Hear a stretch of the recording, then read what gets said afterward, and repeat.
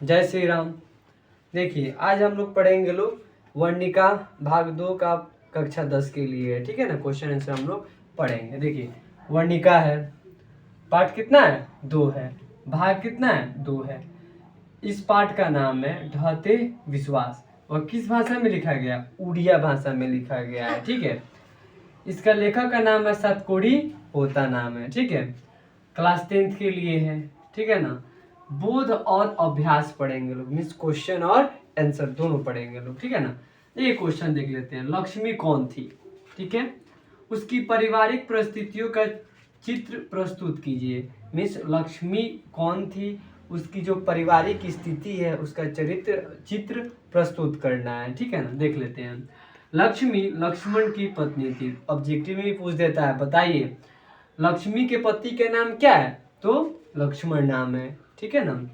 वह गरीब थी लेकिन साहसी और दयावान औरत थी। गरीब थी, गरीब मीन्स कहते हैं निर्धन, उसके पास पैसा वैसे नहीं, लेकिन दयावान औरत थी, ठीक है। उनका पति लक्ष्मण कोलकाता में नौकरी करता था। ये भी ऑब्जेक्टिव में पूछ देता है। जी लक्ष्मी के पति कहाँ पे नौकरी करते थे, तो कोलकाता में नौकरी करते थे। जो कुछ भी कमा कर भेजता उससे गुजर बसर नहीं होने पर वह गांव के तहसीलदारों के यहाँ काम करती और परिवार चलाती थी। जो उसके पति कौन है, लक्ष्मण है, वो कुछ पैसा भेजते थे कोलकाता से कमा कर, तो उसे घर की गुजर बसर नहीं होती थी। मजबूरीवश कौन, लक्ष्मी अपने गांव के तहसीलदारों के यहाँ काम करती थी और अपने परिवारों का भरण पोषण करती थी। उनके 2 बेटे और 2 बेटियां थी। ऑब्जेक्टिव में भी ये भी पूछ सकता है जी कि बताइए लक्ष्मी के कितने बेटे थे, 2 बेटे थे। बेटी कितने थी, 2 बेटी थी। इतना ही लिख दीजिएगा, ये आपका 1 नंबर का आंसर था, ठीक है ना। 2 नंबर हम लोग देख लेते हैं। कहानी के आधार पर प्रमाणित करें कि उड़ीसा का जनजीवन बाढ़ और सुखाड़ से काफी प्रभावित रहा है। किसके आधार पर, कहानी के आधार पर। पहले कहानी को पढ़ लीजिएगा, उसके आधार पर उड़ीसा का जो क्या है जनजीवन बाढ़ और सुखाड़ से काफी प्रभावित रहा है। देख लेते हैं आंसर में। कहानी के आधार पर पता चलता है कि उड़ीसा का जनजीवन तो काफी तूफान, तो कभी सुखाड़, तो कभी बाढ़ से प्रभावित रहा है। जो उड़ीसा का जो जनजीवन है, तो कभी बाढ़ आएगा, तो कभी तूफान आएगा, तो कभी सुखाड़ आएगा, ठीक है ना। प्रत्येक साल किसी न किसी आपदा का सामना करना पड़ता है। ये लोग क्या करते हैं उड़ीसा के लोग, मैंने प्रत्येक साल कभी कभी बाढ़ का सामना करेंगे, कभी सुखाड़ का सामना करेंगे, कभी तूफान का सामना करेंगे, ठीक है। फिर 3 नंबर देख लीजिए। कहानी में आए बाढ़ के दृश्यों का चित्रण अपने शब्दों में प्रस्तुत करें। जो कहाँ पे आया था, इस कहानी में जो बाढ़ आया था, अपने शब्दों में इसे क्या करना है, चित्रण करना है। देख लेते हैं उत्तर में। लगातार 1 महीने के आसमान में बादल छाए थे। आसमान में कितने महीनों से, 1 मंथ से, 1 महीना से बादल छाए थे। लगभग 15 दिनों से सूर्य देवता के दर्शन नहीं हुए थे। यानी लगभग कितना दिनों से, 15 दिनों से दर्शन नहीं हुए थे। लगातार बारिश हो रही थी। जब बांध टूटने का खतरा दिखाई दे रहा था तो बांध को बचाने के लिए, फिर देख लेते हैं इधर, ठीक है, लोग दिन रात काम कर रहे थे। किसको, ये जो बांध था इसको बचाने के लिए जो वहाँ के निवासी लोग हैं, गांव के निवासी लोग, वो क्या कर रहे थे, बांध को बचा रहे थे, दिन रात मेहनत कर रहे थे।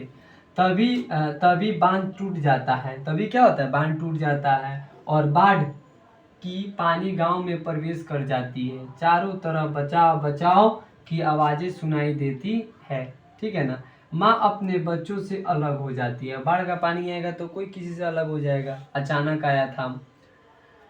तभी अपने अपनी संबंधियों को खोज रहे होते हैं। किसी भी कोई मददगार दिखाई नहीं दे रहा था। लोगों का भगवान से विश्वास उठता जा रहा है।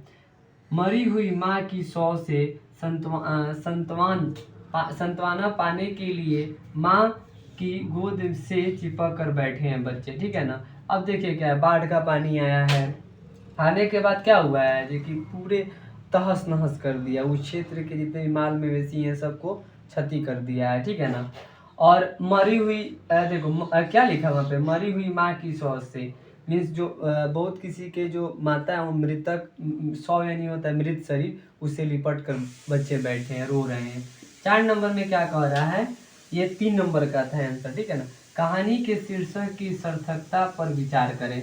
तो आंसर में देखिए, किसी कहानी का शीर्षक उसका मुख्य बिंदु होता है, बात तो सही है, जिसकी इर्द गिर्द कहानी घूमते रहती है। ये जो कहानी है, जो कहानीकार है उनकी इर्द गिर्द घूमते रहेगी, ठीक है। इस कहानी में प्राकृतिक प्रकोप का वर्णन किया गया है। जो ये कहानी है, इस कहानी में क्या चीज किया गया, जो प्राकृतिक प्रकोप होता है ना, उस रौद्र रूप जिसको बोलते हैं, उसका वर्णन किया गया है।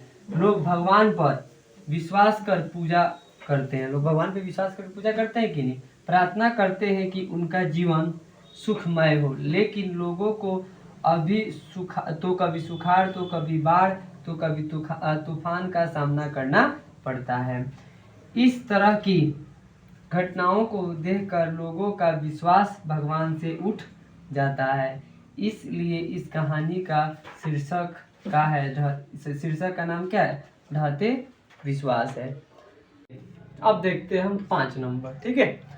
लक्ष्मी के व्यक्तित्व पर विचार करें। व्यक्तित्व पर विचार करना देख लेते हैं। लक्ष्मी गरीब औरत थी, बता दिया गया है, लेकिन वह साहसी और दयावान थी। वह कुशल गृहिणी थी, अपने परिवार की देख रेख अच्छी तरह से करती थी। जरूरत पड़ने पर वह अपने बच्चों को सामाजिक कार्य के लिए भेजती थी। जो ये लक्ष्मी थी बहुत अच्छी थी, ठीक है ना, सामाजिक कार्य के लिए अपने जो दो बेटे थे, 2 बेटियां थी, सामाजिक कार्य के लिए क्या करती थी, भेजती थी। अब देख लेते हैं 6 नंबर। बिहार का जनजीवन कभी भी बाढ़ और सुखाड़ से प्रभावित होता रहा है। इस संबंध में आप क्या सोचते हैं, लिखिए, ठीक है ना, इस पे ध्यान दीजिएगा। बिहार का जनजीवन हमेशा बाढ़ और सुखाड़ से प्रभावित रहा है, बात सही है। हम लोग का जो जनजीवन है, हम लोग बिहार से बिलोंग करते हैं, तो बिहार में जो जितना भी जीवन है वो क्या है, कभी बाढ़ से, कभी सुखाड़ से, कोसी नदी मैंने के क्या होता है, एक प्रकार का तबाह रहते हैं हम लोग। बिहार के 3 भागों हैं, बिहार पूछा जाएगा, बिहार के कितने भाग हैं, 3 भाग हैं, दक्षिण बिहार, मध्य बिहार, उत्तर बिहार। अब देख लेते हैं उत्तर बिहार के बारे में। उत्तर बिहार में लगभग प्रत्येक साल बाढ़ आती है। सन 2009 में कोसी बांध टूट गया था, काफी लोगों की मृत्यु हो गई थी और करोड़ों की संपत्ति का नुकसान हुआ था। फिर देख लेते हैं इधर, इसी का पार्ट है इधर। सन 1976 में मध्य बिहार में बाढ़ आया था। सन 1986 में बाढ़ आया था। फिर सन 1977 में सुखाड़ आया था। इस प्रकार हम देख सकते हैं कि बिहार के तीनों भागों में बाढ़ और सुखाड़ आंख मिचौली का खेल खेल रहा है। इससे निजात पाने के लिए जरूरी है कि नदियों को आपस में जोड़ दिया जाए, ठीक है ना। और जो 7 नंबर क्वेश्चन है वो सारांश लिखना है, प्रस्तुत पाठ का क्या लिखना है, सारांश लिखना है। तो आप लोग एक बार, कहानी क्या होता है, कहानी को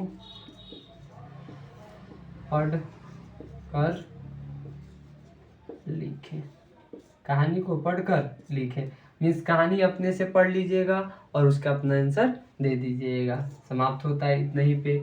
और जो कोसी नदी के बारे में और शॉर्ट्स में बना देते हैं, कोसी नदी से कैसे हम लोग की क्षति होती है, किस किस राज्य को ज़्यादा क्षति होती है, इतना ही। जय हिंद, जय भारत, जय श्री राम।